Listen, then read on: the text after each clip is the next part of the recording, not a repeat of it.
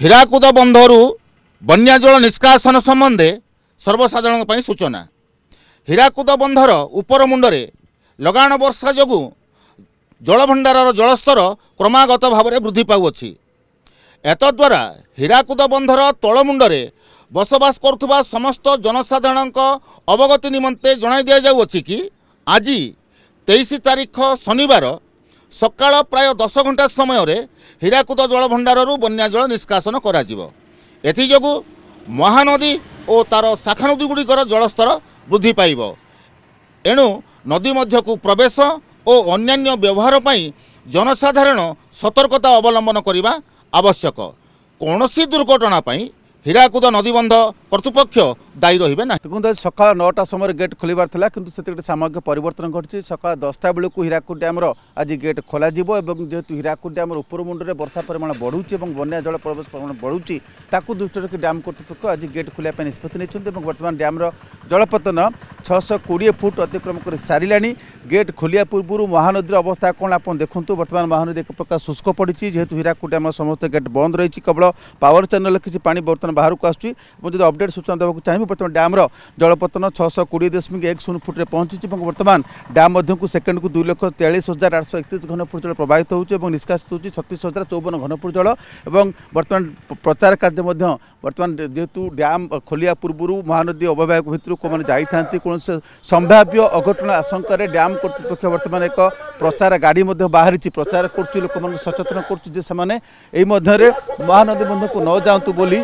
ये हूँ से प्रचार गाड़ी आप देखूँ। प्रचार गाड़ी पहुंचा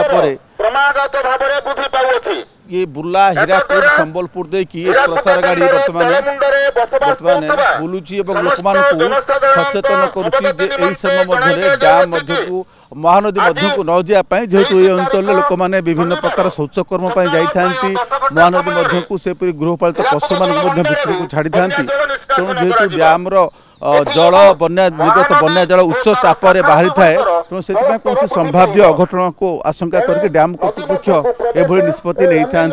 प्रतिक्रिया नहीं सतर्कता अवलंबन करने आवश्यक।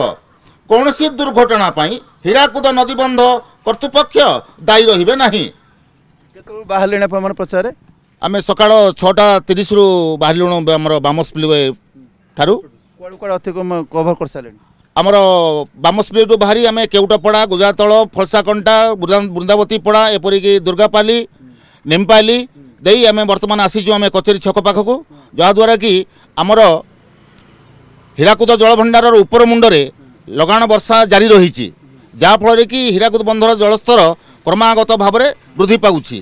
प्रचार कर हीराकुद बंधरु बन्या जल निष्कासन संबंधे सर्वसाधारण सूचना। हीराकुद बंधर उपर मुंडरे लगाण वर्षा जोगु जलभंडार जलस्तर क्रमागत भाव में वृद्धि पाउछि।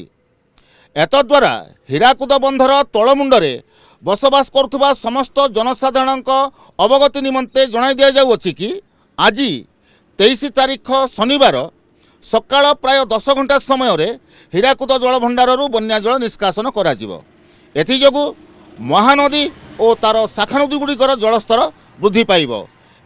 एणु नदी मध्यकु प्रवेश और अन्यान्य व्यवहार पई जनसाधारण सतर्कता अवलंबन करने आवश्यक। कौनसी दुर्घटना हीराकुद नदीबंध कर्तृपक्ष दायी रहिबे नहीं। यही मेसेजटी आप लिखा जाए सतर्क सूचना आपको आप डाकबाजी जंत्र जरिया प्रचार कर ओके आप देखो ये गाड़ी बुर्ला हीराकुद अतिक्रम करके प्रचार गाड़ी बर्तमान चली प्रचार कर लोक मान सतर्क करने जहाँ मुझे कहती आपको जे महानदी मध्य को कौन लोक से न जातु जेहेतु डैम रु उच्च चापर रक्त उच्च चापर जेहेतु जल निष्कासन हो तेणु से दृष्टि रखी डैम कर्तृपक्ष एभली सतर्कतामूलक पदक्षेप नहीं लोक मैंने बन्या जल निष्कासन समय महानदी मध्य को न जीवे। ये हूँ महानदी दृश्य। महानदी एक प्रकार शुखला पड़ी किंतु जितेबले हीराकुद डैम रु उच्च चापर जितेबले जल निष्कासन हम से समय बन्या प्लावित होब हीराकुद डैम तलमुंड रही महानदी अववाहिका।